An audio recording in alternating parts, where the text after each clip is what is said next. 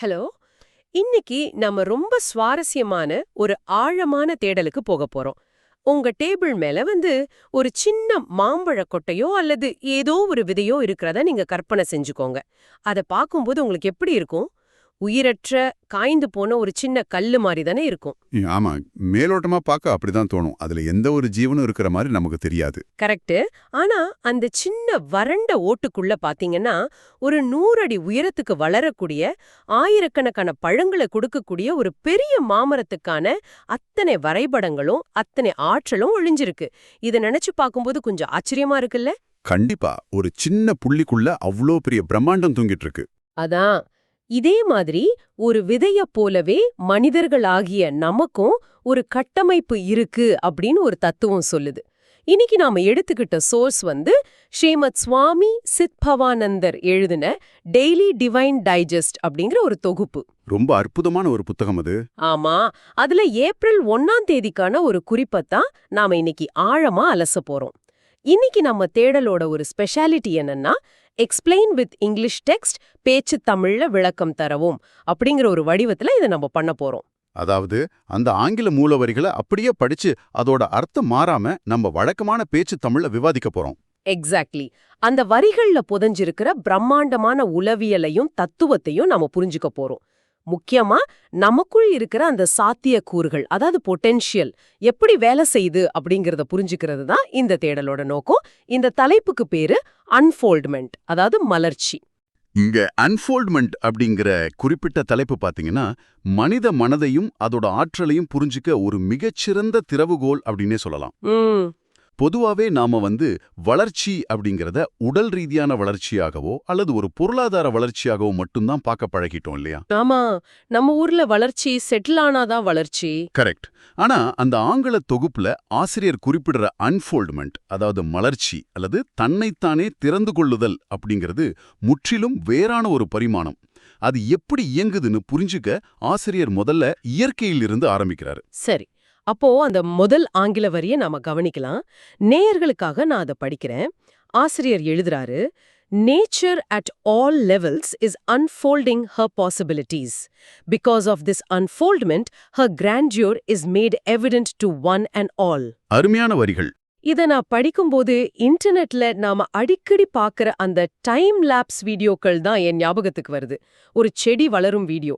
அது வரைக்கும் சுருண்டு எந்த ஒரு வடிவமும் இல்லாம கிடக்கும் ஒரு மொட்டு மெதுவா தன்னை திறந்து ஒரு அழகான சிக்கலான அமைப்பு கொண்ட பூவா மாறும். ஆமா, அந்த வீடியோக்கள் பார்க்கவே ரொம்ப ரம்யமா இருக்கும். அந்த பரிணாமம் பார்க்க ஏதோ மேஜிக் போல இருக்கும். ஆனா ஒரு மொட்டு பூவா மாறுறது வெறும் பயாலஜி வளர்ச்சி தானே. அதை ஏன் ஆசிரியர் இயற்கையின் பிரம்மாண்டம், அதாவது கிராண்டியூர் அப்படின்னு அவ்வளோ பெரிய வார்த்தையை பயன்படுத்தி சொல்றாரு? அங்கதான் நாம கொஞ்சம் ஆழமா சிந்திக்கணும். நீங்க சொன்ன அந்த பூவின் உதாரணத்தையே நாம எடுத்துப்போம். ஒரு மொட்டு பெருசாகி பூவா மாறுறது அப்படிங்கிறது வெறும் சைஸ் சம்பந்தப்பட்ட விஷயம் கிடையாது. ஓ, சைஸ் பெருசாகுதுங்கிறதுக்காக அது அன்ஃபோல்ட்மெண்ட் இல்லையா? கிடையாது. இப்போ ஒரு பலூன் எடுத்து அதுல காத்தடிச்சு அது பெருசாகுது. ஆனா அது அன்ஃபோல்ட்மெண்ட் இல்ல. அந்த மொட்டுக்குள்ள அந்த செடியோட டிஎன்ஏவில் என்ன நிறத்துல பூக்கணும், எத்தனை இதழ்கள் இருக்கணும், என்ன வாசம் வரணும் அப்படிங்கிற அத்தனை சாத்தியக்கூறுகளும் பாசிபிலிட்டிஸும் ஏற்கனவே எழுதப்பட்டு சுருட்டி வைக்கப்பட்டிருக்கு. அதாவது ஒரு சிப்குள்ள டேட்டா இருக்கிற மாதிரி. கரெக்ட், அதேதான். அந்த மறைஞ்சிருக்கிற தகவல்கள் தனக்கான நேரம் வரும்போது தன்னை வெளிப்படுத்திக்கிறது. அதைத்தான் அன்ஃபோல்ட்மெண்ட் அப்படிங்கிறாரு. இதை ஒரு பூளை மட்டும் இயற்கை செய்யல, அட் ஆல் லெவல்ஸ் அப்படின்னு ஆசிரியர் சொல்றாரு. கண்ணுக்கு தெரியாத விஷயங்கள்ல இருந்து பெரிய விஷயங்கள் வரைக்கும். ஆமா, ஒரு நுண்ணுயிரியில தொடங்கி இந்த மிகப்பெரிய அண்ட சராசரம் வரைக்கும் இயற்கை தன்னுள் இருக்கிற ஆற்றலை தொடர்ந்து வெளிப்படுத்திக்கிட்டே இருக்கு. இயற்கையோட உண்மையான பிரம்மாண்டம் அப்படிங்கிறது ஏதோ பெரிய மலையையோ கடலையோ பார்க்கறதுல இல்ல. சோர்வே இல்லாம ஒவ்வொரு நொடியும் தன்னுள் இருக்கிற புதிய புதிய சாத்தியங்கள் அது திறந்து காட்டிக்கிட்டே இருக்கு பாத்தீங்களா? அதுலதான் அந்த கிராண்டியூர் அடங்கி இருக்கு. ஓ, அப்போ இயற்கையோட இயல்பு நிலையே தன்னை வெளிப்படுத்திக்கிறது தான் அப்படின்னு சொல்றீங்க. ரொம்ப ஆழமான சிந்தனை. ஆனா இது எல்லாமே தானா நடந்துடுமா அப்படிங்கிற ஒரு கேள்வி எனக்கு வருது. என்ன கேக்குறீங்கன்னு புரியுது. இந்த தத்துவத்தோட அடுத்த கட்டத்துக்கு போகலாம். ஆசிரியர் இங்கே ஒரு குறிப்பிட்ட விஷயத்த முன்வைக்கிறாரு. அந்த ஆங்கில வரி இதுதான். A seed seems lifeless. When cultivated, it unfolds unthought of possibilities. இதுல எனக்கு ஒரு பெரிய முரண்பாடு தோணுது. இயற்கை தானாகவே தன்னை வெளிப்படுத்தும் அப்படின்னு சொல்லிட்டு அடுத்த வரியிலேயே கல்டிவேட்டட், அதாவது பராமரிக்கப்படும் பொழுது அல்லது பயிரிடப்படும் போது அப்படிங்கிற வார்த்தையை பயன்படுத்துறாரு. ஒரு விதைக்குள்ள ஒரு காடே மறைஞ்சிருந்தாலும் அதை நான் என் வீட்டு பீரோக்குள்ள ஒரு டப்பாத போட்டு மூடி வச்சுட்டா அது 100 வருஷம் ஆனாலும் அப்படியே தானே இருக்கும். அது தானா மலர்ந்துடாதா? மிகச்சரியான கேள்வி. இங்கேதான் இயற்கை எப்படி வேலை செய்யுது அப்படிங்கறதோட அழிவியல் ஒளிஞ்சிருக்கு. ஆசிரியர் விதைய சீம்ஸ் லைஃப்லெஸ், அதாவது உயிரற்றது போல தோன்றும் அப்படின்னு சொல்றாரு. அது நிஜமாவே உயிரற்றது இல்ல. அப்புறம் என்ன நிலையில அது இருக்கு? அது ஒரு சஸ்பெண்டட் அனிமேஷன் போல, அதாவது தற்காலிகமா தூங்கிட்டு இருக்கிற ஒரு நிலை. அதுக்குள்ள நீங்க சொன்ன அந்த பிரம்மாண்டமான சாத்தியக்கூறுகள் இருக்கு, அந்த ஆர்ட் ஆஃப் பாசிபிலிட்டிஸ் இருக்கு. ஆனா அந்த கல்டிவேட்டட் அப்படிங்கிற வார்த்தை ஏன் முக்கியம்னா, ஆற்றல் அப்படிங்கிறது வெறும் சாத்தியக்கூறு மட்டும்தான், அதாவது பொட்டன்ஷியல் எனர்ஜி. அது கைனடிக் எனர்ஜியா மாறணும். எக்ஸாக்ட்லி. அது செயலா மாறணும்னா அதுக்கு சரியான சூழல் தேவை.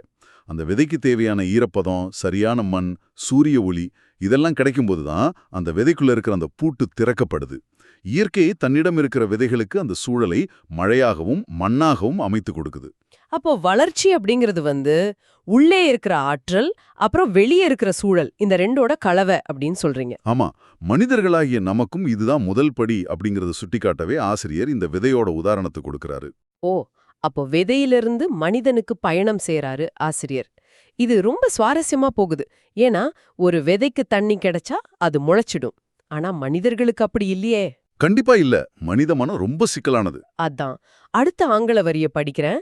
இதுல ஆசிரியர் மனிதர்களை பத்தி ஒரு மிகப்பெரிய, ஒருவேளை கொஞ்சம் சர்ச்சைக்குரிய ஒரு கருத்தை முன்வைக்கிறாருன்னு தோணுது.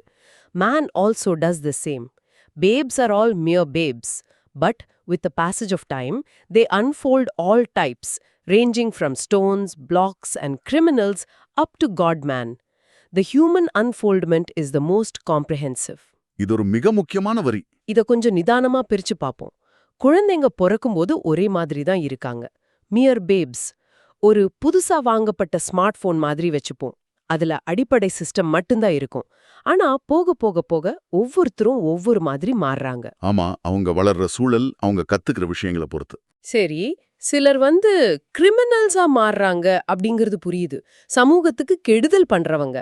ஆனா அது என்ன ஸ்டோன்ஸ் அண்ட் பிளாக்ஸ், கற்கள் மற்றும் முட்டுக்கட்டைகள்? மனிதர்களை போய் கற்கள் முட்டுக்கட்டைகள் அப்படின்னு சொல்றது ரொம்ப கடுமையான விமர்சனமா இல்லையா? ஏன் எப்படி தோணுது உங்களுக்கு? ஏன்னா இன்னைக்கு இருக்கிற காலகட்டத்துல காலையில எழுந்து வேலைக்கு சென்று திரும்ப வாழ்க்கை சுமையால எந்த உணர்ச்சியும் இல்லாம இருக்கிற ஒருத்தரை பார்த்து நீ ஒரு கல் அப்படின்னு சொல்றது கொஞ்சம் அநீதியா தெரியுது. இது வெறும் ஒரு பர்ன் அவுட், அதாவது மனச்சோர்வா இருக்கக்கூடாதா? இதை எப்படி புரிஞ்சுக்கிறது? நீங்க கேக்குறது மிக நியாயமான கோணம். இத மேலோட்டமா படிச்சா மனிதர்களை ஆசிரியர் தரம் பிரிச்சு திட்டுறாரு அப்படின்னு தோணலாம். ஆனா உளவியல் ரீதியாகவும் தத்துவ ரீதியாகவும் பார்த்தா இது எந்த ஒரு தனிநபரையும் நோக்கிய விமர்சனம் இல்ல. இது மனித மனதோட பல்வேறு நிலைகளை, அதாவது ஸ்டேட்ஸ் ஆஃப் கான்ஷியஸ்னஸ விளக்குது. ஓ, இது கேரக்டர் அசாசினேஷன் கிடையாது, ஒரு மனநிலை. ஆமா, ஆசிரியர் இது மோஸ்ட் காம்ப்ரிஹென்சிவ், மிகவும் விரிவானது அப்படின்னு ஏன் சொல்றாரு அப்படிங்கறதுல தான் இதற்கான பதில் இருக்கு.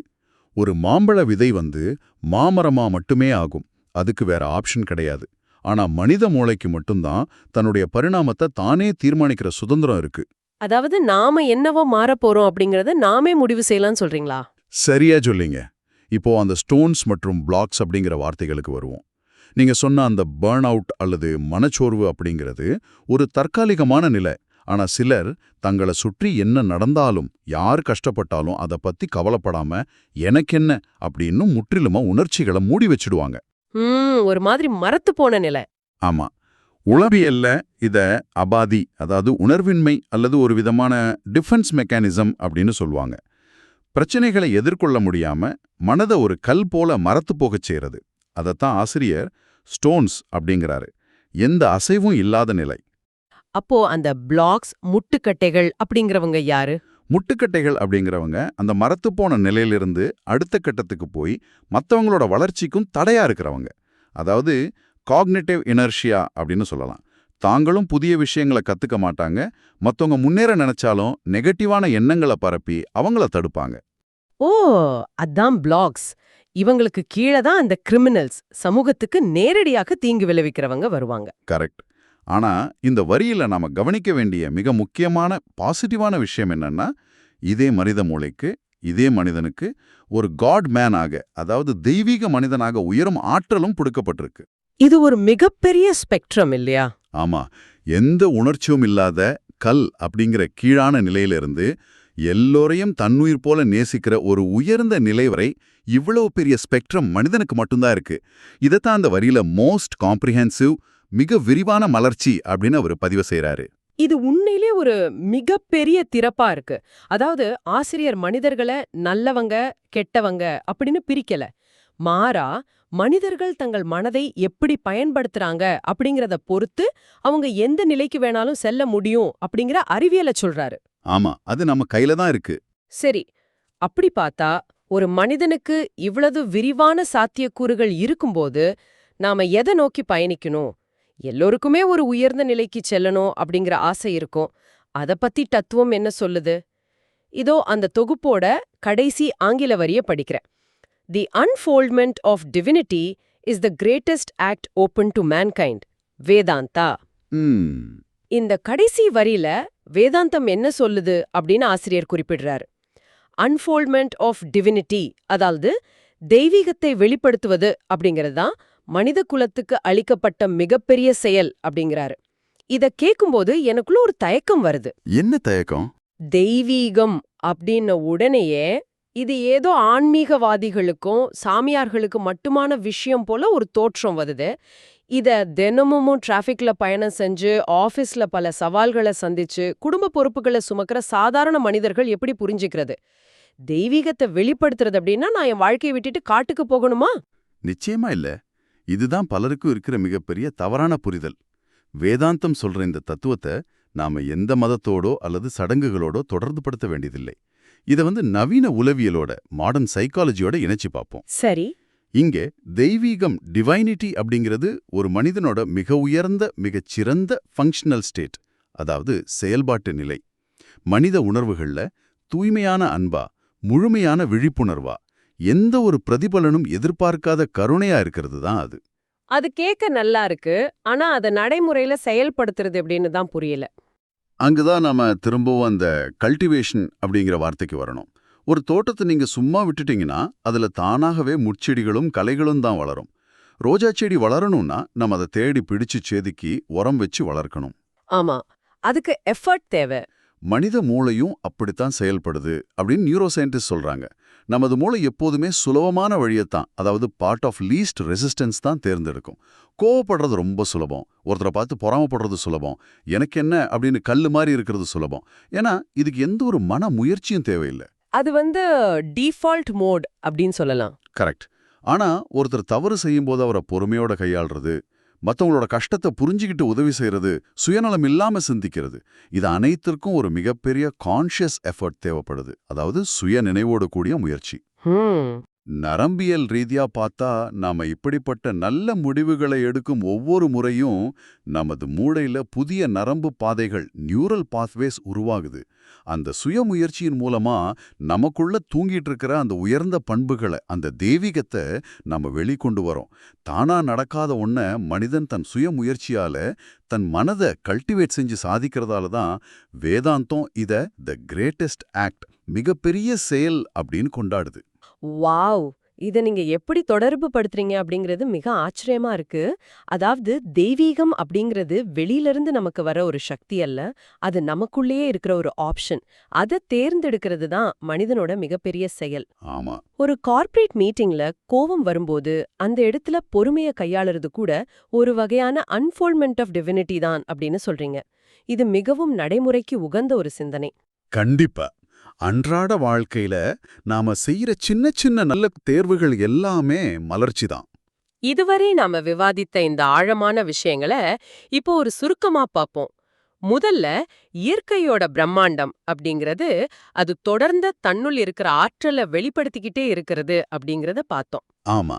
ரெண்டாவது, உயிரற்றது போல தோன்றும் ஒரு சின்ன விதையோட உள்ள கற்பனைக்கு எட்டாத ஆற்றல் தூங்கிட்டு இருக்கு.